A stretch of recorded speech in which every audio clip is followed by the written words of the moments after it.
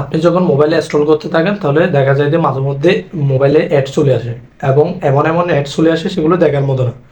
এগুলো আপনি কিভাবে বন্ধ করবেন?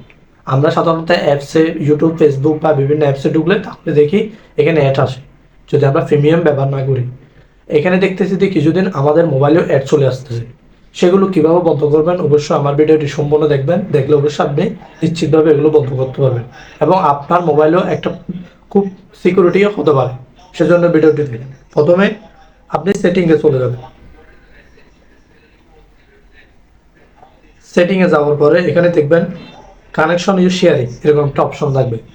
আপনি সেখানে যাবেন, যাওয়ার পরে এখানে প্রাইভেট ডিএনএস এরকম একটি লেখা আছে, সেখানে ক্লিক করবেন। ক্লিক করার পরে এখানে দেখেন নিচে অটোমেটিকের নিচে আরেকটা অপশন আছে, এটার উপর ক্লিক করবেন। এখানে দেখবেন ডিএনএস অ্যাড্রেস, এটার উপর ক্লিক করবেন।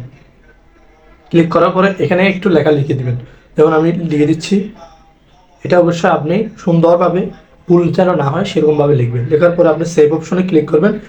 আমার এখানে ক্লিক করা আছে সেই জন্য সেভ হচ্ছে না, আমি আগে একবার সেভ করছি। এখানে অবশ্যই আপনি সেটা সেভ করে দিবেন, সেভ করে দিলে হয়ে যাবে। তারপর এখানে দেখেন ডিএনএস এর পর থেকে আপনার মোবাইলে আর কোনো অ্যাড চলবে না, অথবা ফেসবুক এবং ইউটিউবে অ্যাড চলবে, আপনার মোবাইলে আর অ্যাড আসবে না।